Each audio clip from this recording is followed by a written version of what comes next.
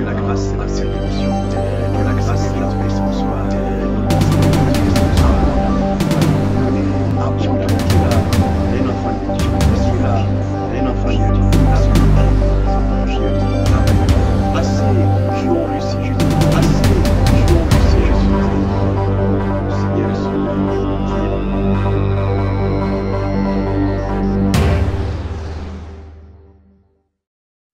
Bonjour et bienvenue dans cette émission où nous parlons souvent de la nouvelle naissance, 100% la nouvelle naissance, car on ne peut pas aller loin si on n'a pas la foi. On ne peut pas aller loin dans la vie chrétienne, dans la marche chrétienne, si on n'a pas eu de bons fondements. Parce que l'immeuble ou une maison ne peut tenir que lorsque cette maison a été bâtie sur un bon sol et a eu un bon fondement, une bonne fondation, une fondation solide. Ça ferait que tu peux construire ta maison, tu peux le faire en plusieurs étages parce qu'il y a eu une bonne fondation. La vie chrétienne, je ne parle pas de la vie religieuse ou de la chrétienté, mais je parle de la vie chrétienne, c'est-à-dire les personnes qui sont nées en Jésus-Christ, nées de nouveau, qui ont été baptisées d'eau, pas aspergés d'eau, mais baptisés d'eau et d'esprit qui appartiennent à Christ. Parce qu'il y en a qui sont baptisés d'eau, mais qui n'ont pas encore été baptisés d'esprit. Alors, que Dieu vous bénisse. Merci pour tout ce que...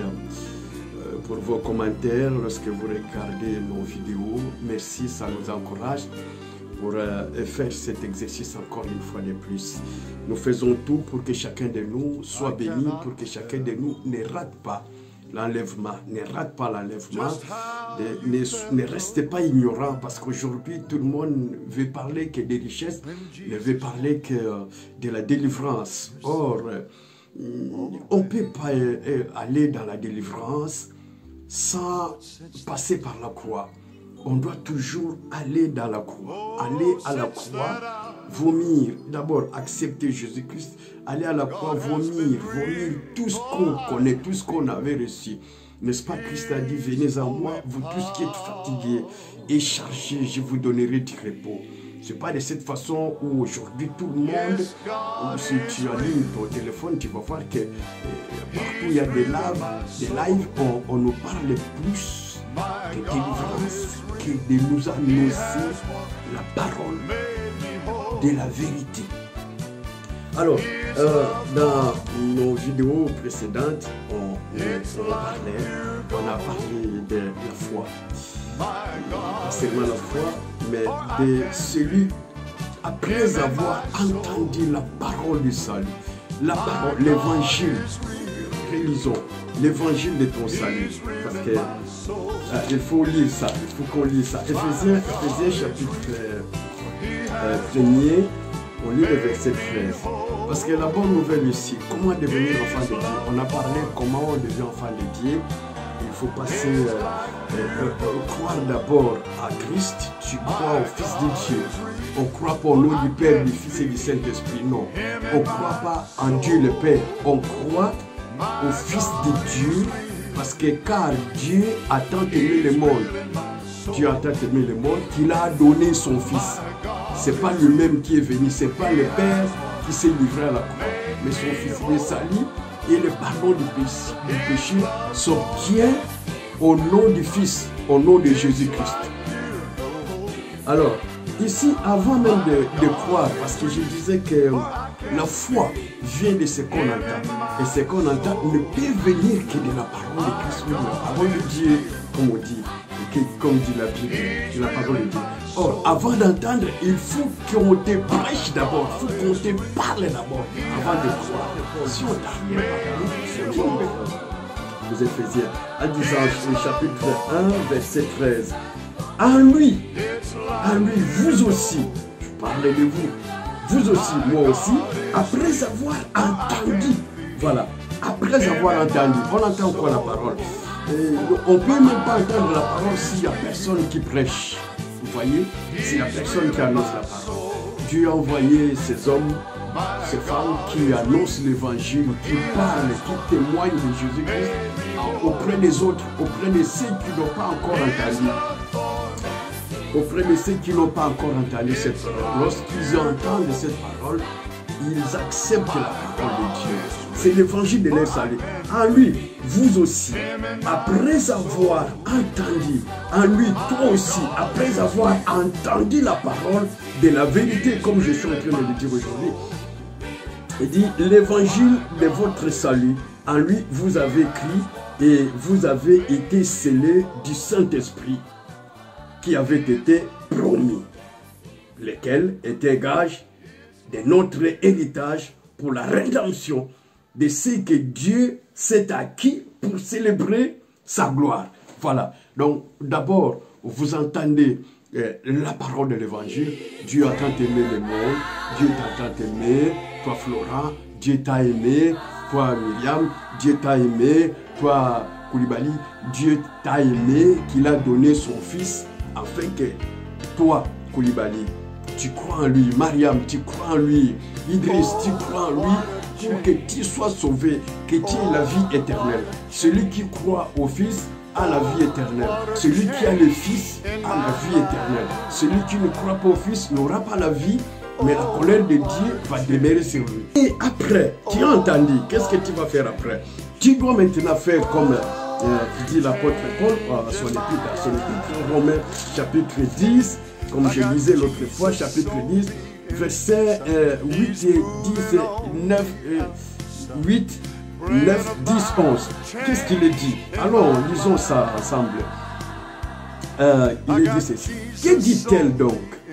La parole est près de toi. Christ n'est pas loin. Dans ta bouche et dans ton cœur. La parole n'est pas loin. Elle est près de toi. Alors, elle dit quoi? Or, c'est la parole de la foi. Je vous ai dit que sans la foi, personne ne peut plaire à Dieu. Tu ne peux pas plaire à Dieu si tu n'as pas la foi. Parce que la foi vient de la parole de Dieu. Vient de ce qu'on entend, et ce qu'on entend vient de la parole de Dieu.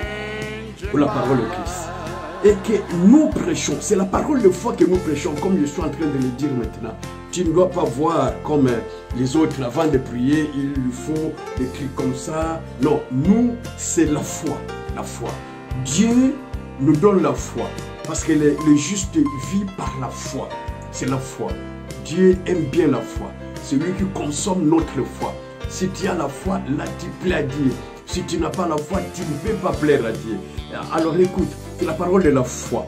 Si toi, tu confesses de ta bouche le Seigneur Jésus, tu le confesses comme moi je le dis, Seigneur Jésus.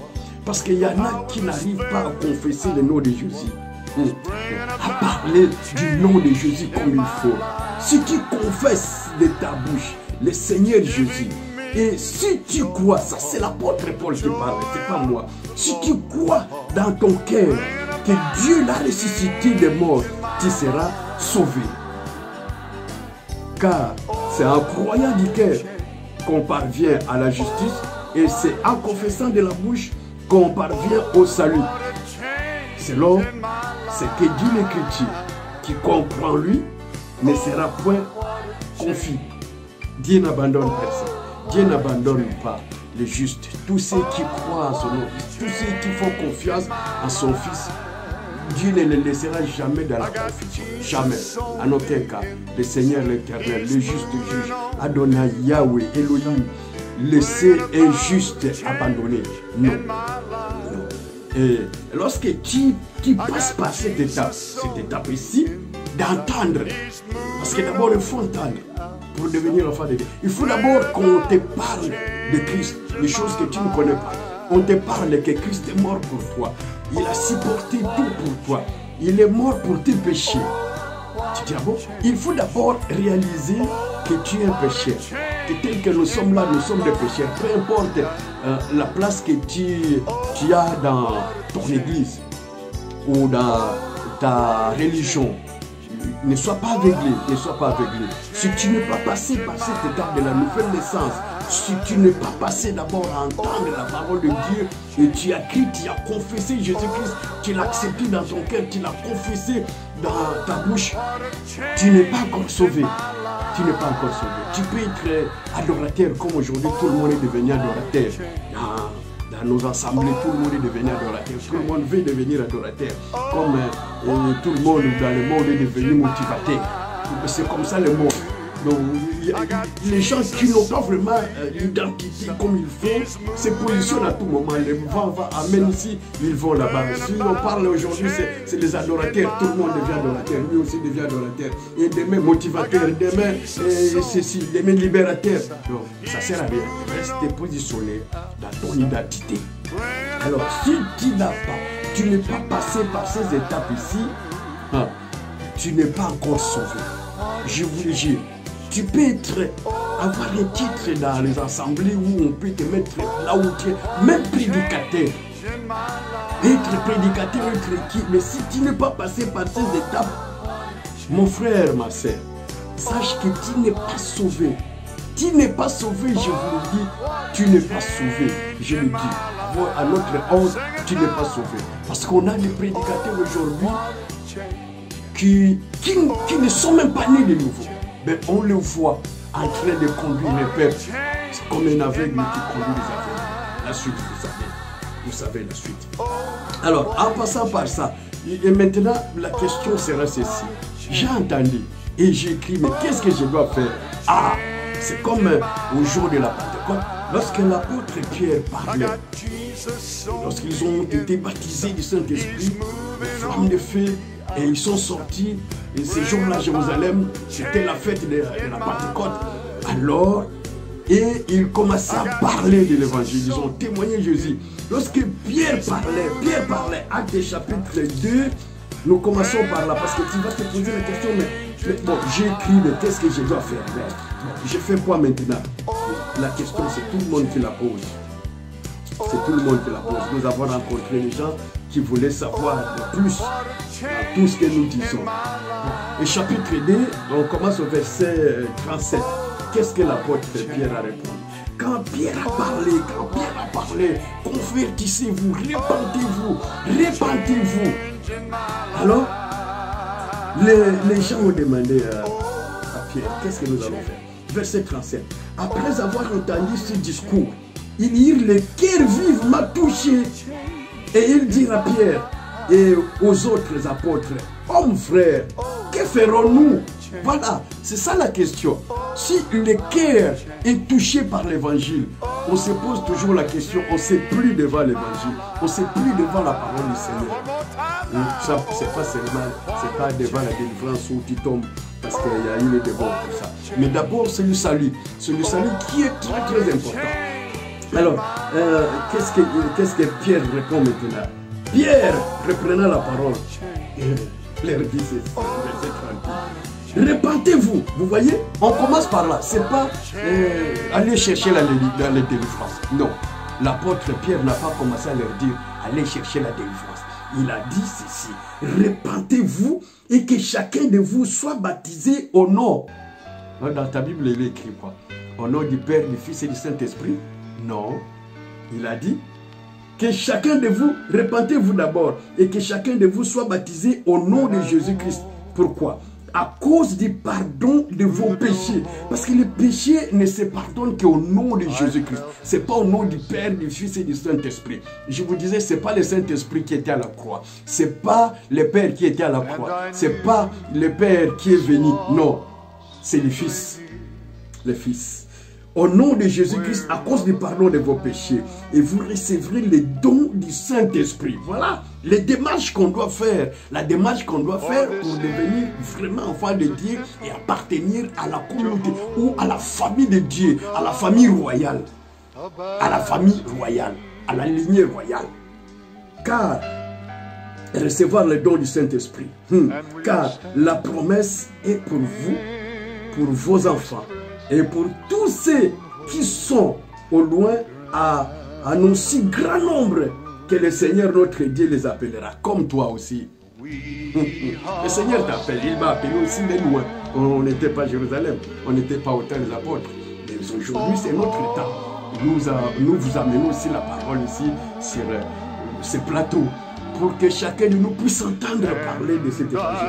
Alors, pour dire que nous devons passer sur ces étapes pour devenir enfants de Dieu.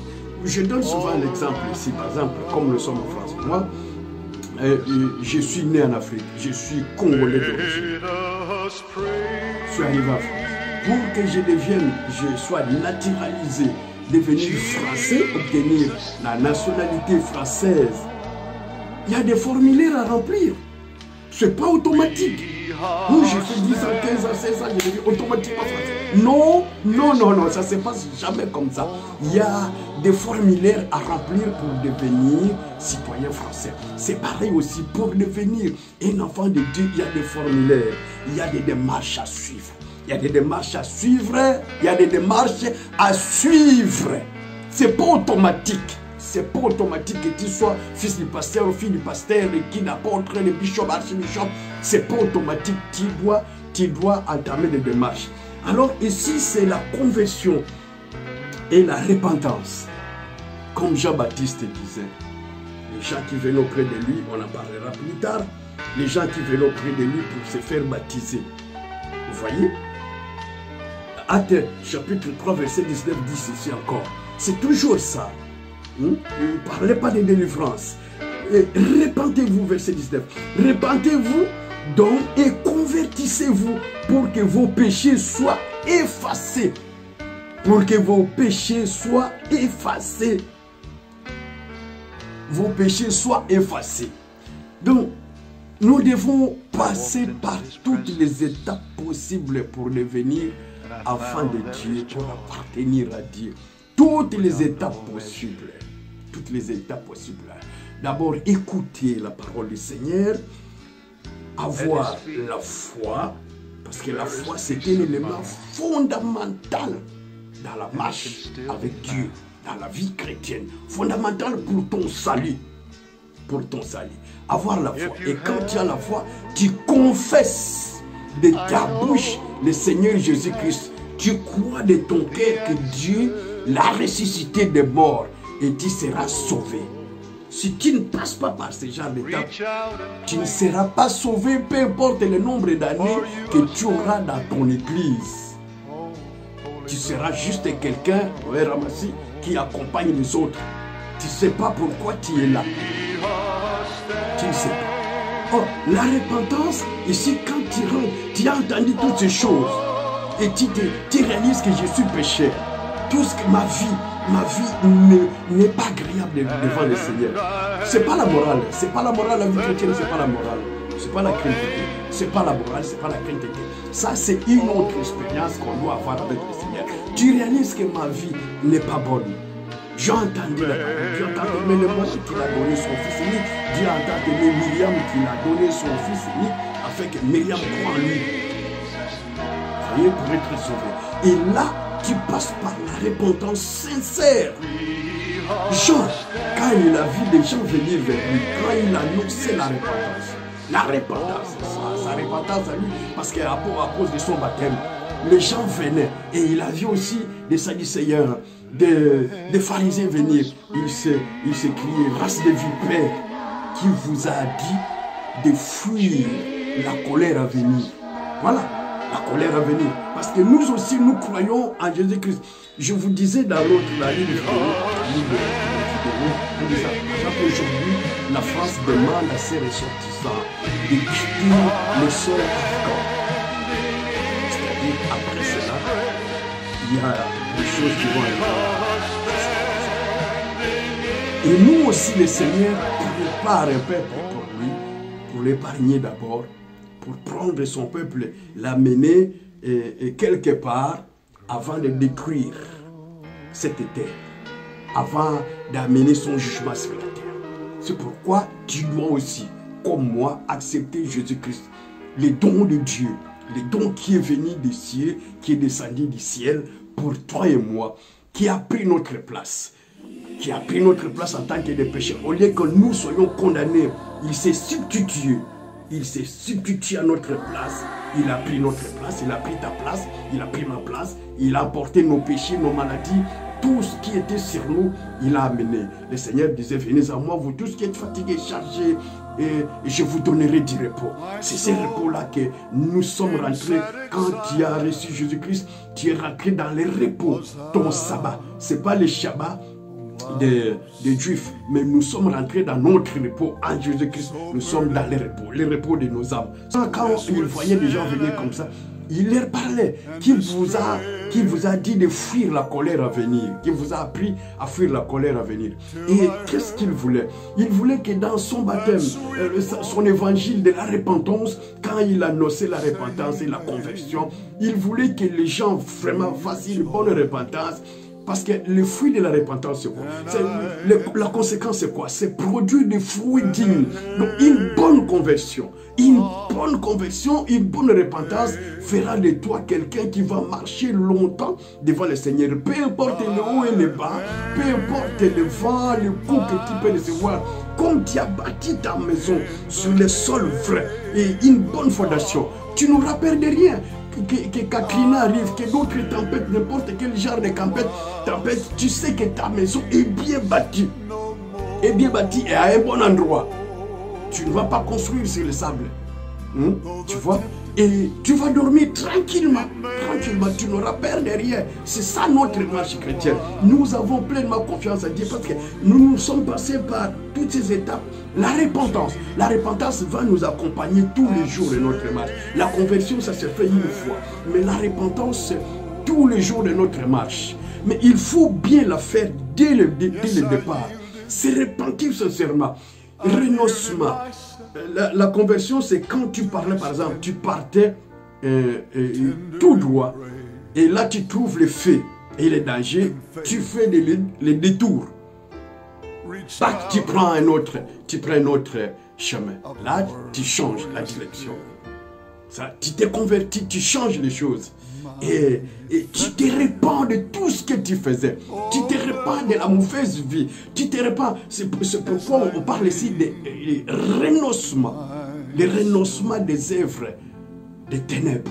Si tu ne renonces pas comme il faut, si tu n'abandonnes pas les œuvres du diable que tu as pratiquées ou tu continues à pratiquer, peu importe le temps que tu passeras où tu trouveras un grand bishop qui fait des lives, qui fait des délivrances, ça ne va pas passer. Il faut d'abord passer par la croix. Tu vomis tout ce que tu avais mangé, tout ce que tu as appris auprès des démoniaques, auprès de Lucifer. Tu dois les vomir, tu dois les confesser, en les confessant, tu abandonnes. Ce n'est pas que tu confesses aujourd'hui, demain tu les récupères. Non. Non, non, non, non, non. On ne peut pas mélanger les choses. Devant le Seigneur, on ne mélange pas. On ne mélange pas, tu seras dans la confusion. Regardez dans la Bible, il y a un exemple. Quand le diacre Philippe est allé annoncer l'évangile à Samarie, dans une ville de Samarie, il y a eu dans la ville, auparavant, il y a eu un homme qui était magicien, un Simon magicien. Un Simon. On l'appelait Simon le Grand. Il avait la puissance, il démontrait, il étonnait beaucoup de gens dans cette ville-là. Mais lorsque Philippe est venu avec son évangile au nom de Jésus-Christ, Dieu a multiplié des signes, des prodiges incroyables.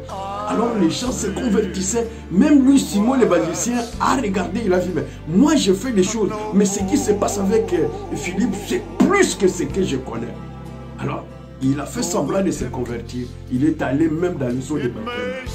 Mais quand arrive le jour de la vérité, c'est pourquoi j'ai dit, ne vous arrêtez pas aux eaux de baptême. Le baptême, c'est nous, les pasteurs, nous, les frères, qui donnons le baptême d'eau. Mais le baptême du Saint-Esprit, ça c'est lui-même qui donne. Jean dit, moi je vous baptise d'eau, mais lui, il va vous baptiser du feu et de l'Esprit. C'est lui qui donne le Saint-Esprit. C'est lui qui baptise l'Esprit. C'est le Seigneur Jésus-Christ qui baptise l'Esprit. Et quand tu n'es pas en lui, comment il peut te baptiser? Quand tu t'es pas bien converti, quand tu t'es pas bien, tu n'as pas renoncé aux œuvres mortes, tu vis avec. À l'église, bon, on va te laisser. Tu viendras comme tout le monde. Dans la religion, tout le monde vient Comme on veut, hein, comme on veut. Et même dans certaines assemblées. C'est pourquoi l'église aujourd'hui c'est trop faible. La plupart des assemblées sont devenues faibles parce que les hommes rentrent comme ils veulent. Le prédicateur lui-même ne s'est même pas converti, ne se répand même pas, ne change pas. Et voilà, l'église devient de plus en plus faible. Mais ici, pour le baptême du Saint-Esprit, pour être baptisé du Saint-Esprit, c'est le Seigneur lui-même qui identifie ses fils, ceux qui ont cru à son nom. Voyez, alors que quand les apôtres priaient pour le baptême du Saint-Esprit, Simon n'avait pas eu le baptême parce que son cœur n'était pas bon. Tu peux rester dans l'église pendant longtemps.